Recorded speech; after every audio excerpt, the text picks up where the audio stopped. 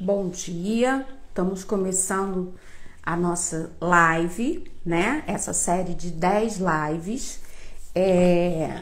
de aquecimento do nosso workshop Educação Especial na prática, como atuar na educação especial com confiança e segurança, aplicando ferramentas e recursos pedagógicos eficazes. Então, hoje a gente vai falar sobre o tema da nossa live hoje. Essa é uma ótima forma de começar o seu trabalho na educação especial. Então, a gente vai falar do nosso início, né? O que é importante no nosso trabalho na educação especial, tanto para o nosso professor de recursos, como para o psicopedagogo, tá? Então, essa é uma ótima forma de se melhorar seu trabalho na educação especial. Então, como que a gente melhora esse trabalho na educação especial? Como a gente se inicia, né? Inicia esse trabalho, tá bom? Então, a gente vai estar falando sobre isso hoje. Eu sou Marta Bistene, psicopedagoga, especialista em educação especial e sou idealizadora do Portal Estruturar, que essas 10 lives aqui estão apresentando o Portal Estruturar para vocês, né? E tá mostrando tudo que se tem lá no Portal Estruturar. O Portal Estruturar é um ambiente online que trabalha em 3 linhas de atuação, né? Nós temos 3 linhas de atuação. A primeira linha é materiais pedagógicos para os alunos, né? Então, a gente tem aí um acervo de materiais e de atividades para a gente utilizar com os nossos alunos, com as devidas adaptações, né? Um material base para que a gente possa aí poder avaliar, poder perceber as necessidades, as potencialidades dos nossos alunos e a partir disso a gente poder fazer a nossa customização no nosso material, fazer a nossa adaptação, a adequação do material às necessidades dos nossos alunos, tá bom? A segunda linha são orientações exatamente para isso, para a gente conhecer, saber e fundamentar a utilização desses materiais. A gente pode utilizar de qualquer forma, é só aplicar, é só apresentar o material para a criança. O que eu preciso saber para que essa ferramenta, esses recursos estejam contribuindo para a minha prática, né? Tanto na sala de recursos como no set terapêutico. E a nossa terceira linha de atuação é a qualificação profissional. São cursos que qualificam os profissionais para estar à frente do comando aí da sala de recursos e do set terapêutico, ok? Então, o nosso portal estruturar, ele tem ele mistura teoria e ele mistura prática, né? Essa junção aí que muitas vezes a gente ouve dos professores, dos psicopedagogos. Eu tenho muita teoria, mas eu não tenho prática. Então, o nosso trabalho é exatamente isso, é mostrar na prática o que se deve fazer. E é o tema de hoje, né? A gente vai mostrar aqui uma forma de melhorar aí o seu trabalho na educação especial, seja ele em set terapêutico ou seja ele na sala de recursos, tá bom? Então, bora lá! E aí a gente vai falando, eu vou apresentar alguns materiais aqui hoje, né? Eu separei aqui pra gente conhecer o kit Autismo 2, né? Eu vou falar um pouquinho sobre essa questão do kit Autismo 2, que está dentro do Portal Estruturar e junto com ele acompanha aí um curso também. Cada kit de materiais que tem lá dentro do portal, e vocês vão entender por que kit, tá? tem dentro do portal, ele acompanha um curso de qualificação aí para vocês. Então, tem o material, tem as orientações e tem o curso, tá bom? A gente junta aí essas 3 linhas quando a gente entrega a vocês os materiais. Bem, o nosso workshop, gente, vai acontecer do dia 2 ao dia 6 de agosto. As inscrições já estão abertas, vocês podem se inscrever pelo link que tá lá na bio, tá? Na minha bio, então vocês entram lá e tem lá. Vocês podem encontrar também a inscrição no site martabistene.com e no portalestruturar.com, tá? Mas o mais fácil é lá na nossa bio, né? Lá no Instagram. O que é bio? É lá em cima, antes de começar a página, né? Você tem lá um cabeçalhozinho lá e lá tá o nosso link, ok? Então, vamos lá para nossa live de hoje, que eu vou mostrar a vocês, né? Uma ótima forma da gente melhorar o nosso trabalho na educação especial. Então, vamos lá. Bem, quando a gente se propõe a ser um professor de recurso, quando a gente se propõe a ser um psicopedagogo, a gente está dizendo que a gente é um profissional que vai trabalhar com pessoas que precisam de um olhar diferente, diferenciado sobre o seu processo de educação, né? Bom dia, gente, bom dia. A Leidmar do Maranhão. Gente, coloca aí para mim da onde vocês são, se vocês atuam na psicopedagogia ou na sala de recursos. Vão colocando aí para mim, para a gente poder ficar sabendo da onde vocês são, tá bom? Que isso é bem legal. Se vocês atuam com uma demanda só, se vocês são especialistas, ou se vocês atendem várias demandas diferentes, vão colocando aí essas informações aí pra gente poder ir batendo um papo também durante a live, tá bom? Então, quando a gente entra aí se propõe a ser um profissional da educação e mais especificamente aí da educação especial, a gente tá se propondo a trabalhar com esse olhar, né?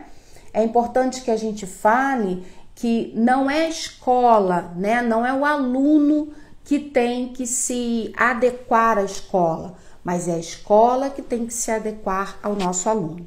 Então, o primeiro passo para a gente compreender aí, né, e melhorar o nosso trabalho na educação é esse olhar.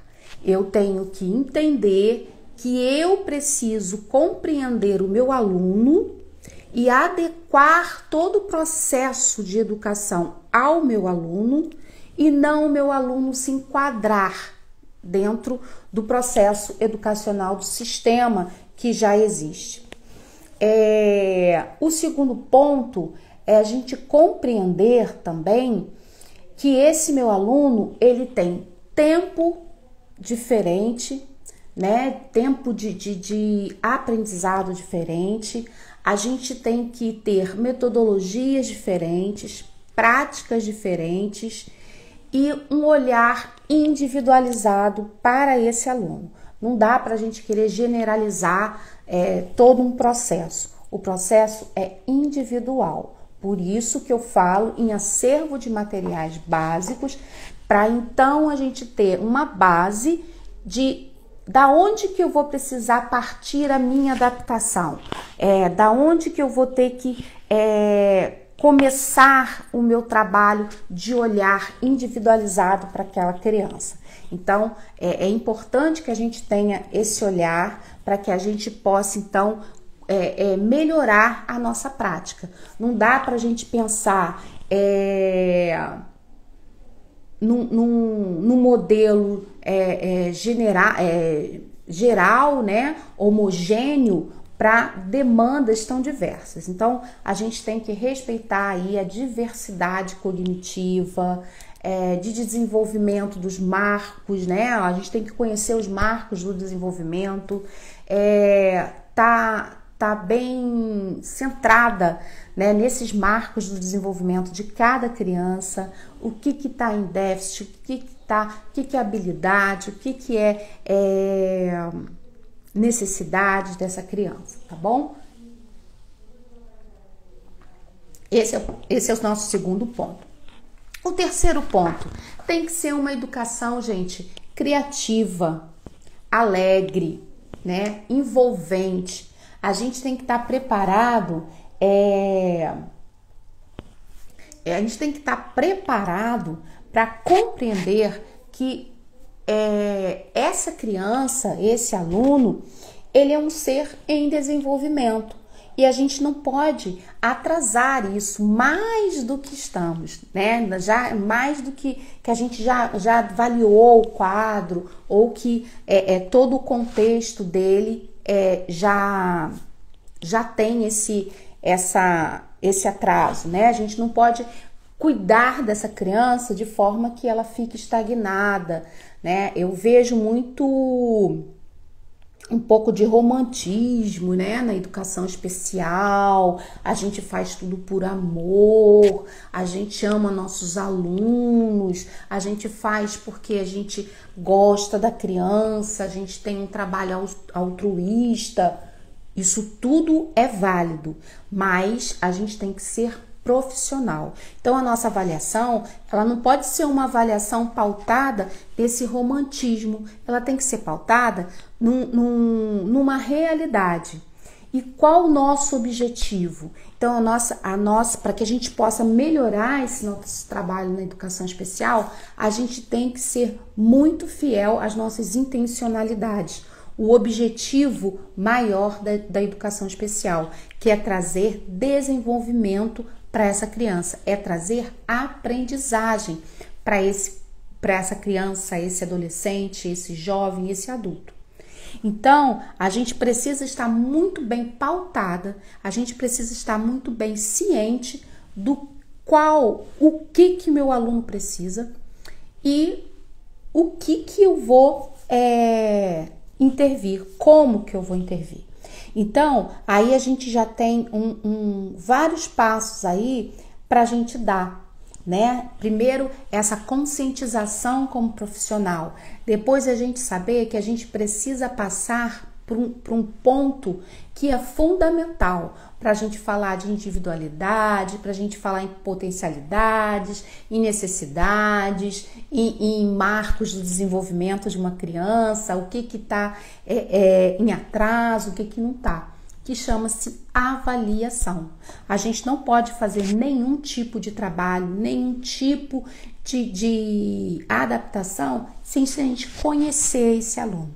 E qual que é o processo de se conhecer um aluno? Através de uma avaliação, de uma boa avaliação. Então, não tem como a gente pensar em não avaliar um aluno e começar uma intervenção. Como que a gente vai intervir sem a gente conhecer esse aluno? Como que a gente vai aplicar ferramentas e recursos com esse aluno se a gente não sabe quais as ferramentas adequadas para esse aluno, quais são os recursos adequados para esse aluno, né? Então, a gente precisa passar por esse processo de avaliação. A gente só aplica técnicas interventivas com segurança e com confiança se nós tivermos um processo adequado de avaliação. E para isso, gente, a gente tem que estudar avaliação, a gente tem que estudar testes, a gente tem que estudar protocolos avaliativos, conhecer até os protocolos que não são da nossa área. Tem alguns protocolos que são restritos aos psicólogos, né, aos neuropsicólogos, mas é importante que a gente conheça, que a gente saiba ler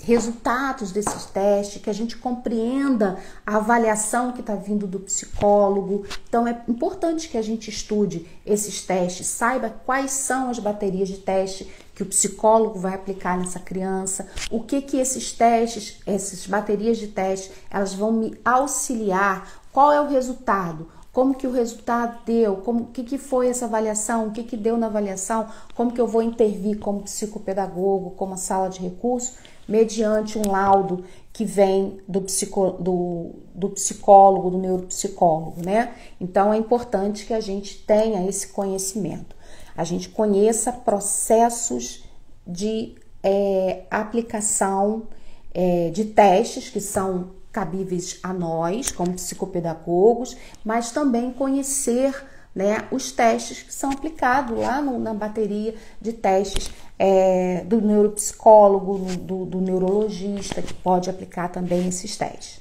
Então é importante que para que a gente tenha confiança e segurança na nossa prática, a gente tem que conhecer toda essa demanda aí de testes, de análise de testes. Então isso é um ponto muito importante. Um outro ponto importante também, para que a gente possa melhorar o nosso trabalho na educação especial, é a nossa parceria com os outros profissionais. Quando a gente fala em parceria, a gente está falando em trabalhar junto mesmo com essas pessoas. Por quê? Porque é muito importante que a gente trabalhe em equipe, né? Uma criança, ela não é avaliada só pelo psicopedagogo, né? Ela também é avaliada por outros profissionais. E esse processo de avaliação é muito importante a gente cruzar essas informações. Então, nunca trabalhe isoladamente. Trabalhe em parceria com 1, 2, 3, ou então com toda a equipe que atende essa criança. Trabalhe em parceria com a escola. Se a escola precisa de orientação, dê orientação para os pais, né? Vamos ter mais consciência de compartilhar nosso conhecimento. Se propõe mesmo a fazer uma palestra gratuita na escola dos alunos que você atende. Isso vai melhorar, as pessoas vão conhecer o seu trabalho. Outros pacientes podem vir através dessas palestras. Você vai conhecer outros pais que podem precisar do seu trabalho. Então, divulgue o seu trabalho e crie uma rotina de doar também um pouco do seu conhecimento para as comunidades que envolvem seus alunos. Vamos mudar o cenário das escolas, né, com a questão da inclusão, do olhar sobre a inclusão. Isso tudo é muito importante, gente. É bom que a gente saiba também a contribuição que a gente pode dar para a sociedade a partir do nosso trabalho. Então, é fundamental que a gente perceba a necessidade das outras pessoas. Muitas vezes a gente critica as pessoas e a gente não se percebe como elemento da sociedade. E como que eu posso melhorar essa sociedade? Então, isso é bacana, né? Isso é fundamental para melhorar a nossa prática na educação. Se uma vez eu melhorar o ambiente onde está o meu paciente, o meu aluno, eu vou melhorar também o meu trabalho. O meu trabalho vai ficar muito mais suave. Então, vamos nos doar alguns momentos também para informar os profissionais da educação que não têm muito conhecimento na área de educação especial, né? Os pais, a direção da escola. Então, vamos nos propor a fazer esse contato com a sociedade e com o ambiente que a sociedade se encontra, tá bom? Bem, um outro passo, né, um outro ponto importante também para a gente melhorar o nosso trabalho na educação especial é a gente enxergar o nosso aluno não o tempo todo e para sempre como uma criança. A gente tem que entender que esse processo de desenvolvimento, apesar das dificuldades, apesar dos prejuízos cognitivos que uma pessoa pode ter, o processo de evolução dele, de crescimento dele, é igual a todo mundo, né? E a gente não pode ficar sempre cuidando, tratando os nossos alunos como pessoas sempre infantis, né? Então nós temos que mudar as nossas atividades, a gente tem que mudar as nossas fotos, as nossas gravuras, a gente tem que ter materiais preparados. Eu percebo, aqui a Iris falando, eu percebo que a maior dificuldade ainda está nessa parceria dos profissionais e da gente que se sente ameaçada. Tem gente que se sente ameaçada e a presença e a divisão da informação. É verdade, Iris, isso aí é verdade. A gente às vezes tem esse empecilho, só que a gente tem que ir sempre caminhando e forçando aí uma barra para a gente poder entrar. E eu vou falar, na minha experiência, sempre que a gente tem um ambiente muito hostil ao trabalho da educação especial, quando a gente consegue entrar nesse ambiente, a coisa flui muito bacana, porque às vezes a resistência é a ignorância, né? A ignorância de não saber mesmo o que é. Quando a pessoa passa a saber o que é e compreende o que é e vê que é simples, né? Eu falo que a educação especial é muito simples, gente. É um prazer. Quando a pessoa não conhece a educação especial e passa a conhecer, ela fala assim, gente, é tão gostoso trabalhar com a educação especial, como é gratificante, poxa, eu fui tão resistente e olha, me apaixonei. É muito comum esses relatos, né, dentro da educação especial. Alguns profissionais chegam a falar assim, eu caí de paraquedas na educação especial, mas agora eu não quero sair mais. Então, é da gente também. Oi, bom dia, Maria Luísa, não, Lúcia, Maria Lúcia. É importante que a gente compreenda isso também, tá bom? Que é importante que a gente insista, é insistência, né? É um trabalho de resiliência, tá? Para que a gente consiga aí chegar no nosso objetivo, né? É muito interessante, eu falo sempre isso, eu comecei a minha carreira, né, de profissional da educação especial, dando aula para surdos. E a minha mãe, ela ficava assim, meio apavorada com isso, né? Meu Deus, como que você faz isso? Como que você, assim, se envolve? Que isso? Eu não sei, eu não vou saber lidar, eu não sei lidar com essas pessoas. É muito difícil a gente entender, a gente compreender. Até que um dia ela foi convidada, ela trabalhava muito com artesanato, costura, crochê, bordado de fitas, e aí ela foi convidada para dar aula de artesanato para os surdos, né? Que era um projeto que nós tínhamos na igreja, que era uma escola de surdos e tinha parte de profissionalização. E aí ela foi convidada para dar aula para esse grupo, né, de alunos que eram as mães e os filhos, né? Então juntavam e tinha parte de profissionalização. E ela ficou assim, no início ela ficou muito, não sei se eu vou. Falei, mãe, vai para você ver como é que é. Vai lá, ver como é que é, a senhora vai aprender Libras, a senhora vai se envolver com as pessoas. Então, você vai ver que o mundo é o normal, é comum, vira comum, né? A gente se acostuma. E aí ela foi, né, ser professora de artes da escola, né? Profissionalizar esses alunos. E ela ficou por quase 10 anos como professora de artesanato, e ela chamou uma outra amiga e as duas fizeram um trabalho lindo de qualificação profissional, tinha depois, eles faziam a parte de artesanato, depois tinha o processo de venda desses artesanatos. Então ela se apaixonou, ela trabalhou quase 10 anos nessa escola de profissionalização de surdos.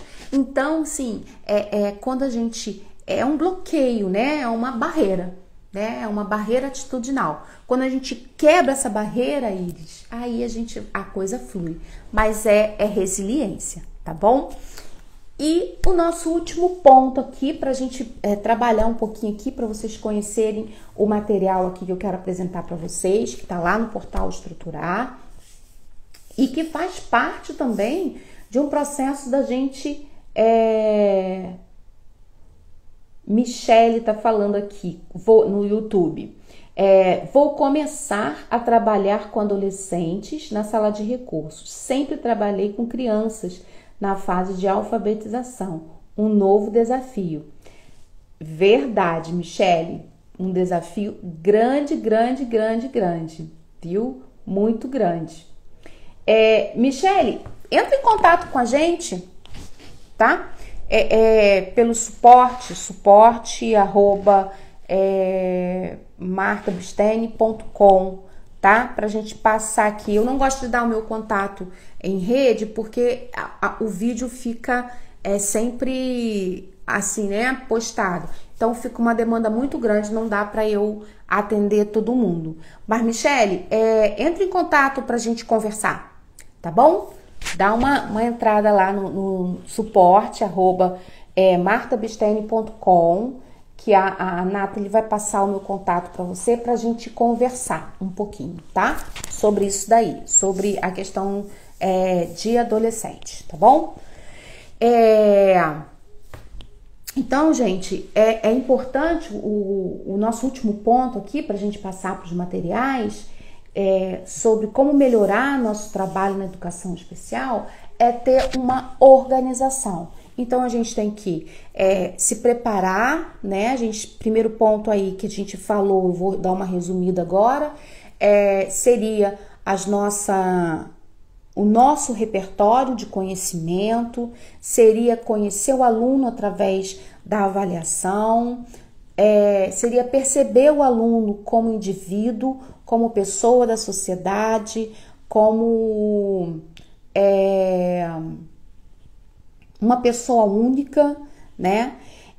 A gente dar qualidade à nossa intervenção, mas para que isso tudo aconteça bem, é importante que a gente tenha bons materiais, que a gente tenha um repertório de conhecimentos acadêmicos associados à prática, né?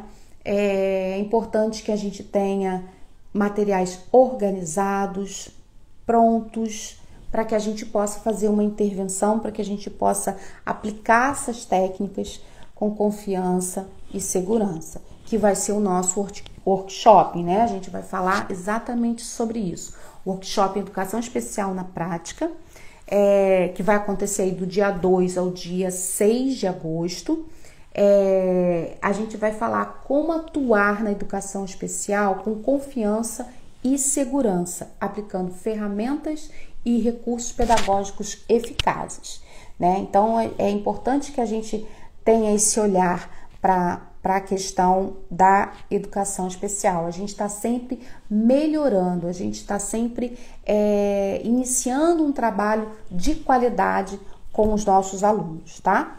E nossos pacientes também. Então eu vou mostrar um pouquinho aqui do kit autismo para que a gente veja como é importante a gente ter materiais selecionados, materiais organizados para nossa prática, mesmo que esse material tenha que passar por uma adaptação. Hoje em dia eu estou ouvindo aí uma palavrinha que a gente usava muito para roupa, né? Que é customização, mas a Márcia Freire está falando: bom dia, Marta, trabalho com a EE. O que fazer quando a direção confunde com os alunos contemplados? Deixa eu pegar meu óculos aqui.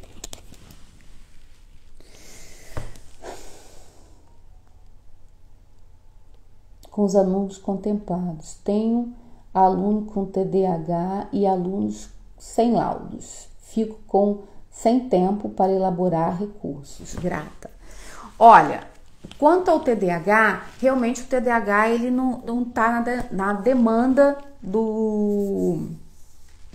por enquanto, não está na demanda do AEE, né? É só alguns transtornos que estão, mais precisamente, o transtorno do espectro autista, tá? O TOD, o TDAH, eles não estão na demanda da educação especial na lei, né? Mas a gente acaba atendendo. Quanto sem laudo, a escola não pode recusar atendimento, a gente não pode recusar atendimento de alunos sem laudo, tá? Mas o professor de recursos tem a prerrogativa de avaliar essas crianças e perceber se elas estão dentro do público-alvo da educação especial ou não, tá bom? Então, assim, essa demanda, a gente tem que avaliar, tá? Se essa demanda tá correta ou não. O TDAH, ele não está na demanda da educação especial, mas geralmente a gente acaba atendendo porque é algo que precisa de um suporte. Eu acho que deveria estar na demanda da educação especial, tá? Tem lei tramitando para isso, tá bom, Márcia? Então, a gente tem que saber aí avaliar melhor essa demanda aí para poder, agora, o atendimento sem laudo, ele tem que acontecer, tá? É lei, tá? A gente não precisa de laudo para atender as crianças da educação especial, mas o professor de recursos tem o respaldo de avaliar essa criança e questionar aí se ela deve ou não estar na sala de recurso. Se é meramente uma dificuldade de aprendizado momentâneo, que aí tem que ser encaminhado para o psicopedagogo institucional, ou se ele realmente precisa passar por várias outras avaliações para a gente compreender melhor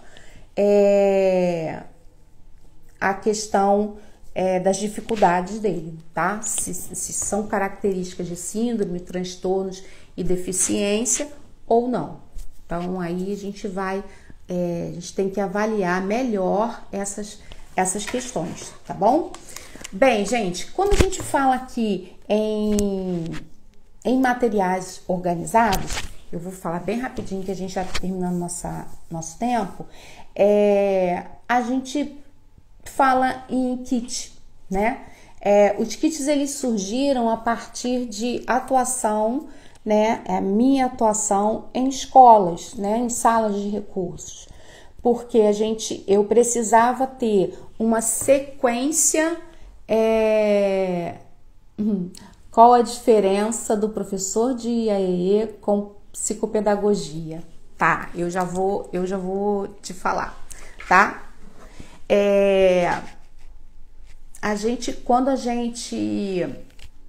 E aí eu senti a necessidade de organizar em sequência algumas atividades para que eu pudesse dar suporte para os meus professores regulares.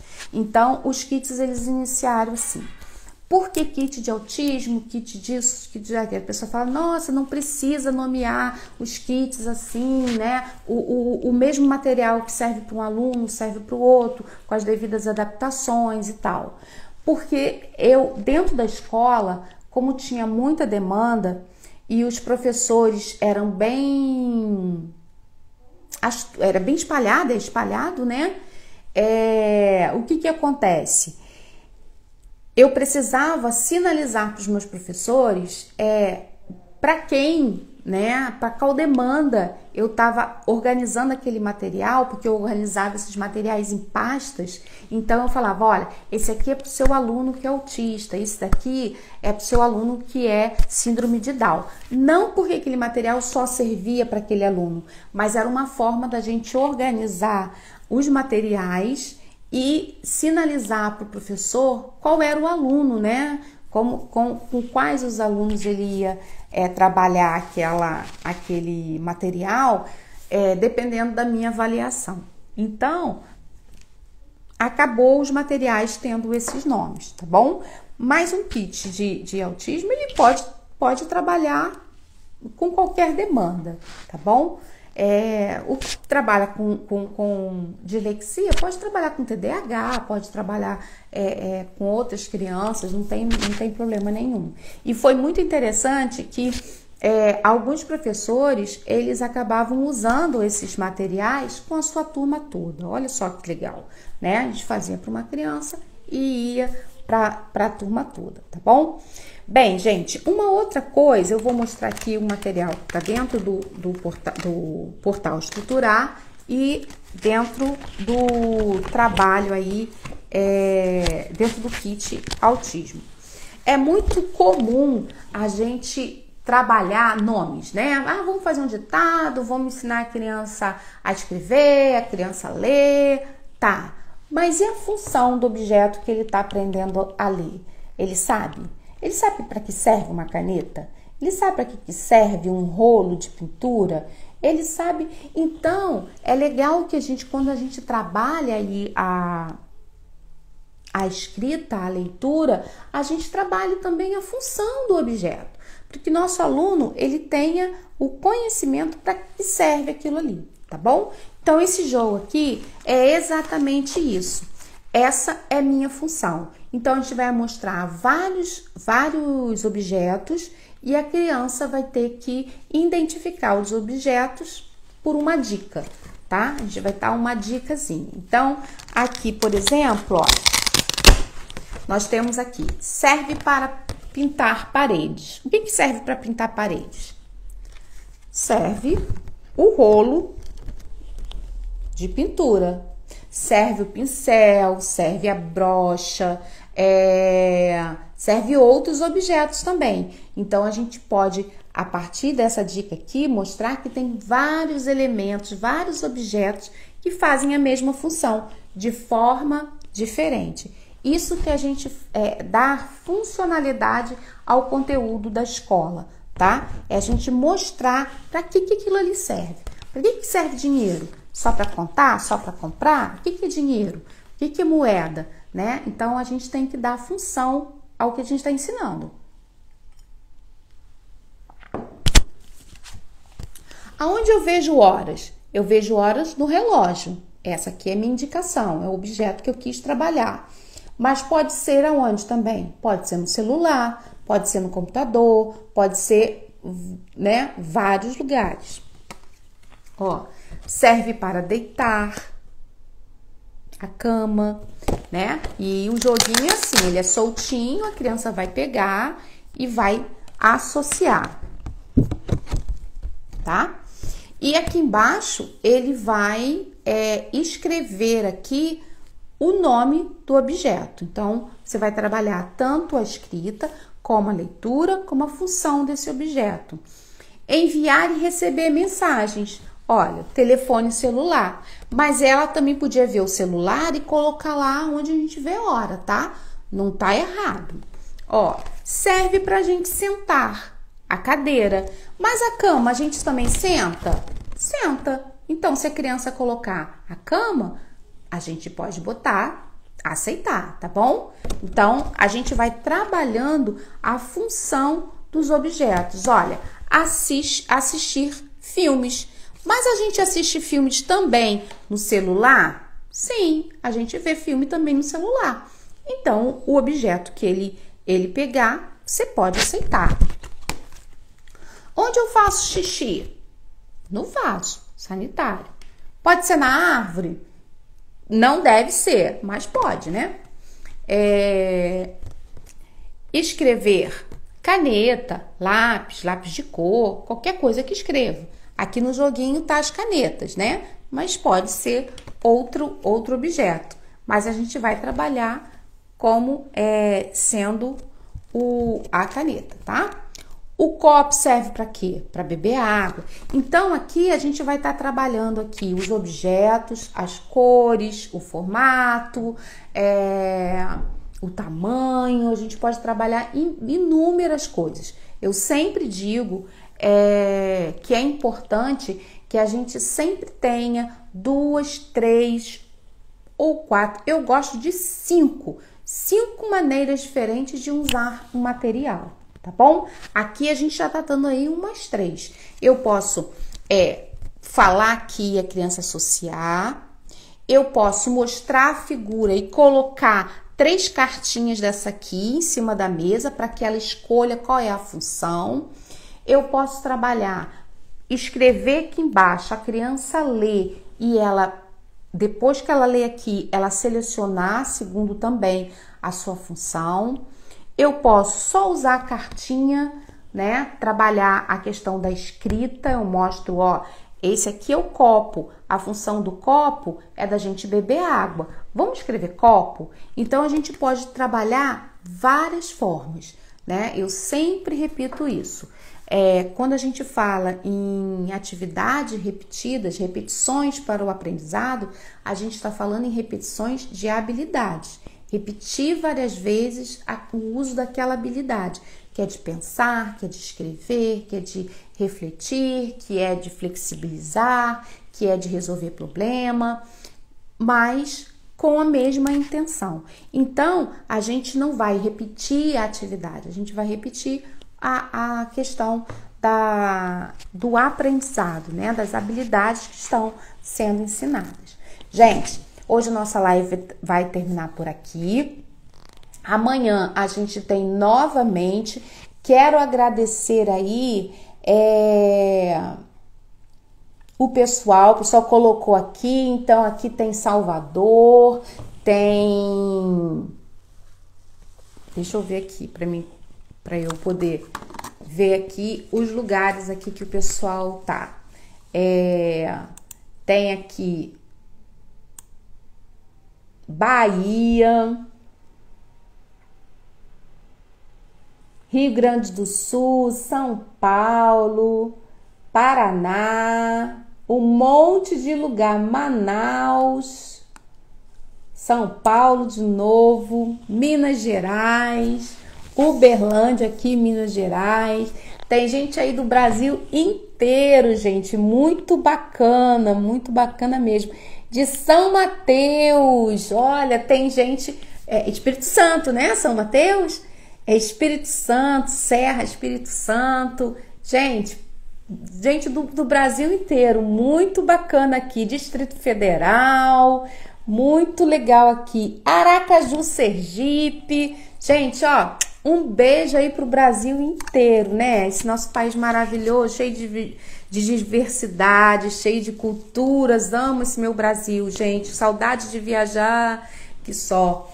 Então, gente, nós vamos ficar por aqui. Agradeço a todo mundo aí que participou das lives hoje, tá bom?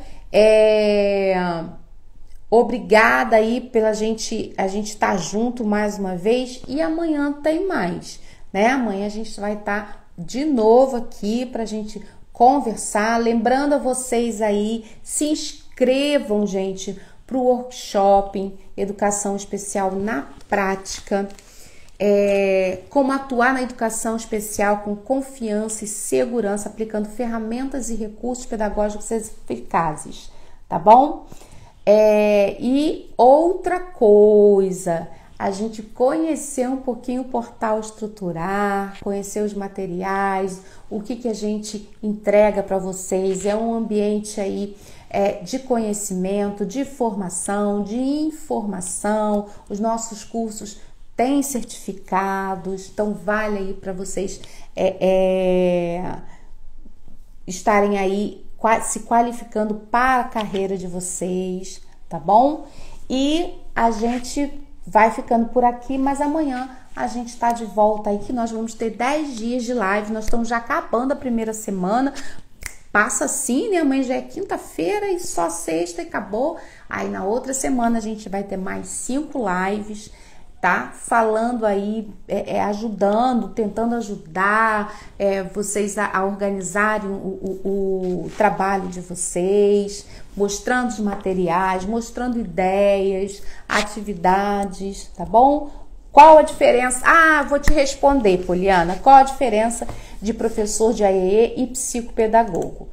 Olha, o professor de recurso, ele é um professor, né? A educação especial, ela é uma modalidade de educação que perpassa por todos os níveis de educação. Então, o AEE é um professor qualificado ao atendimento de pessoas com deficiência, tá? Ele acontece dentro da escola, é um profissional ligado à escola e é um professor, tá? Ele não é um terapeuta, ele é um professor qualificado ao atendimento educacional especializado dentro da educação especial. Então, ele faz o atendimento das crianças, dos alunos com deficiência dentro da escola, tá? Geralmente é em contraturno. Então, o professor ele vai analisar essa criança, ele vai avaliar essa criança, ele vai ver estratégias de ensino para essa criança, ele vai trabalhar partes cognitivas dessa criança, mas tudo em parceria com os professores, tá? É um serviço que a gente chama de complementar ou suplementar. Então, a gente vai trabalhar em prol do sistema educacional, da ideia de fazer com que aquela criança acompanhe a turma. O psicopedagogo é um profissional terapêutico. Então, ele pode trabalhar também com crianças com deficiências, mas ele o ambiente dele, o set dele é terapêutico, tá? É uma terapia. E aí ele vai trabalhar mais centrado nas dificuldades dessa criança, em compreender também todo o processo de aprendizado dessa criança, mas o olhar dele é diferente, ele é terapêutico. O psicopedagogo ele pode ser tanto clínico, que é esse atendimento de 1 para 1, dentro do set terapêutico, analítico, a avaliação dele é mais aprofundada, né? Uma avaliação mais técnica. A sala de recurso, você levanta hipóteses, tá? O professor de recurso, ele levanta a hipótese de uma deficiência, de uma dificuldade e encaminha para outros profissionais que juntos vão trabalhar aí o diagnóstico dessa criança, tá? E o psicopedagogo é um desses terapeutas que vão trabalhar aí no processo de diagnóstico da criança, tá bom? Não sei se eu consegui responder a você. Mas um é professor e o outro é terapeuta, tá bom? Pode ser a mesma pessoa? Sim, eu sou psicopedagoga, mas também sou professora de recursos. Aí vai da sua qualificação. Qual a qualificação que você vai fazer, né? Eu sou psicopedagoga clínica institucional e professora de recursos, né? Na verdade, eu fiz especialização em educação especial, que você pode atender também na sala de recursos, mas vai um pouquinho mais além, que você estuda mais uma área assim.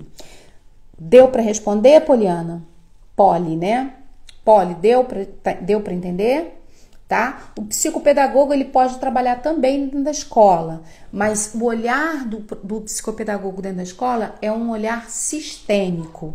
Ele vai olhar o organismo escola, aonde aquele indivíduo que está com problema, ou a turma, ou um grupo, né, tá com dificuldades, e ele vai trabalhar o sistema, tá bom? O psicopedagogo clínico, ele já vai ter um olhar individualizado, um olhar terapêutico, não é um olhar de orientação, nem de mediação de conflitos, como é o psicopedagogo institucional. Poli, vamos atuar, Poli, vamos atuar. Fiz a pós-graduação em psicopedagogia, mas não estou atuando. Poli, vamos atuar, viu? Continua com a gente aí que a gente vai falar sobre isso, hein? A gente vai falar sobre a formação sem atuação. A gente falou um pouquinho na segunda-feira e nós vamos continuar falando também. Vai ter mais uma live que a gente vai estar falando disso daí, tá? Da gente se qualificar e não ir pro muito mercado de trabalho. Então tá bom, gente. Beijos. Muito obrigado por todos vocês.